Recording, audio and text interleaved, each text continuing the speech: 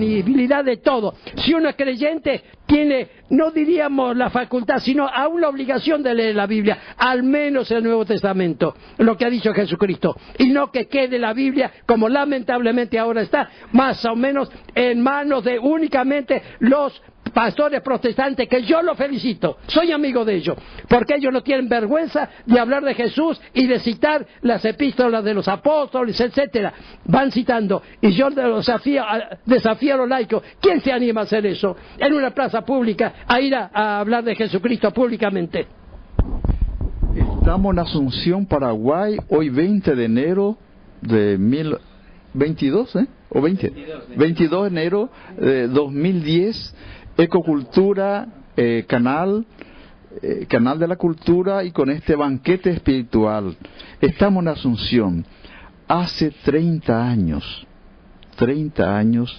que Monseñor Marisevich, obispo de Concepción, Monseñor el arzobispo de Asunción, Monseñor Rolón, en fin, teníamos una iglesia muy progresista. Y hemos encontrado los archivos de la policía secreta, y vienen los informes, dice que Monseñor Marisevich hacía la misa y que allí estaba la foto del Che Guevara y con el cuerpo de Jesucristo, ¿verdad? Y decía la policía política que Monseñor Marisevich era comunista. Hace 30 años pasó. Hoy el ejército paraguayo está ocupando esa misma región.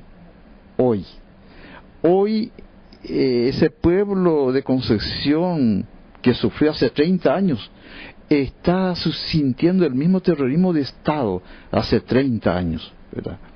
Y dice EPP, aquí todo el día la prensa habla de EPP, y decía el EPP, organización de políticos. No, EPP, eso es lo que dice en el gobierno, ¿verdad? La burguesía dice eso, ejército revolucionario. Pero este señor gobernador progresista dice que es el equipo de político defenestrado, ¿verdad? Entonces mi pregunta, José, es: ¿qué tú piensas? Hace 30 años Monseñor Marisevich dice que hacía misa ahí con el Che y con Jesús. ¿Son incompatibles eso o compatibles? En mi libro está justamente la foto en pequeño del Che Guevara, porque a mí me impresionó mucho, no esa hermosa foto que se ha publicado tantas veces con su boina, etcétera, sino cuando lo mataron. Los últimos momentos del Che, un hombre entero, porque no buscaba ni su placer, ni su riqueza, sino que buscaba el bien del pueblo sometido. Entonces, con todos los problemas que puede tener en su interpretación histórica, que es discutible por muchos aspectos, sobre todo por el empleo de la violencia, sin embargo, no se puede omitir que un hombre que se juega entero es digno de consideración, porque él no buscó el poder, ni por la gloria, ni la riqueza, y murió consciente que le iban a matar. Se entregó totalmente cuando sabía que esa empresa era absolutamente irrealizable.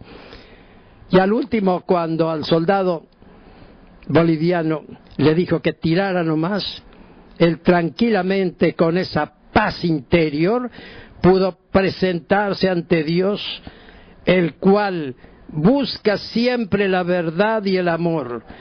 Y yo me remito al pensamiento profundo de un Jesús que comprende mejor en las circunstancias particulares de cada uno, y que ha dicho que Dios no quiere que nadie se condene, sino que se salve. Y cuando he visto a la gente, después de haberlo matado al Che Guevara, que los veía el Che Guevara con esos ojos increíblemente abiertos, y pacíficos, lúcidos y pacíficos. Y por eso esa foto del Che muerto de esa manera, mirando desde su cadáver a la gente en ese momento, me impresionó violentamente porque encontré cierto reflejo de la muerte de Jesucristo.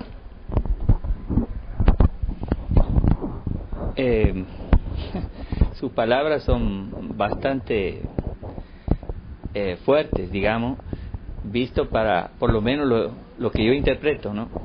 Porque en mi juventud, cuando tenía 18 años, porque yo también tuve 18 años, éramos de la juventud guevarista de la Argentina. Y una cosa que a mí siempre me golpeó fue precisamente algo que los marxistas cuadrados, como le digo yo siempre, piensan que no es así, pero al final es la gran espiritualidad que siempre tuvo el Che Guevara, por lo que cuentan, por sus libros, por lo que escriben.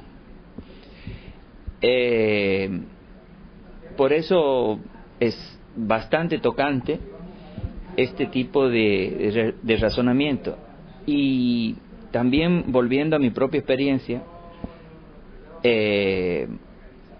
nosotros mismos, cuando éramos, porque éramos bastante jóvenes cuando caímos presos, la ideología presentada de esa manera, marxista entre paréntesis, del Che Guevara nos ayudó a sobrevivir, porque la frase que dije antes, la verdadera cárcel está en nuestras mentes, por algún lado está escrito.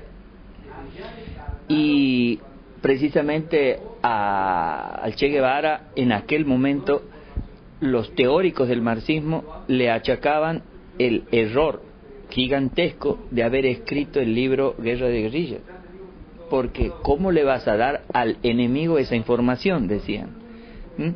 Pero al final, Guerra de Guerrillas no es otra cosa que cómo poner en práctica, violenta o menos, que podemos discutirlo, las creencias de cada uno. O sea, es un poco la justificación a protestar. Y esto me hace pensar en la pregunta de Martín, porque la pregunta de Martín se aplica perfectamente también a los países que practicaron el socialismo o el comunismo. ¿Por qué después de saber de los gulag, de toda la represión stalinista, uno puede seguir siendo socialista o comunista cuando ha sucedido eso? El mismo problema. ¿Por qué después de la primavera de Praga seguían comunistas? En Nicaragua había una quinta, una especie de chacra, donde un alemán fundó lo que se llamaba la primavera de Praga, y era como una comunidad que se autoabastecía, y estoy hablando de 20, 30 años atrás, y era un teatro en realidad. Y ellos lo que buscaban era precisamente una especie de pureza espiritual de la propuesta política comunista. Era muy graciosa la cosa, porque en un país donde se vivía la guerra, donde morían jóvenes, donde el sandinismo era hasta cuestionado, porque era la vía latinoamericana al socialismo, fracaso después, o no, quién sabe, porque de ahí salieron muchas experiencias válidas. Con esto es lo que le quería preguntar también, si qué opina aquí José sobre las experiencias del prácticamente marxismo aplicado, le podríamos llamar. Y son dos cosas que quiero tener más o menos claro a través de su respuesta. Una, ¿qué opina él de esa experiencia? Y la otra es cómo los aspectos del marxismo que más lo tocan a él como sacerdote.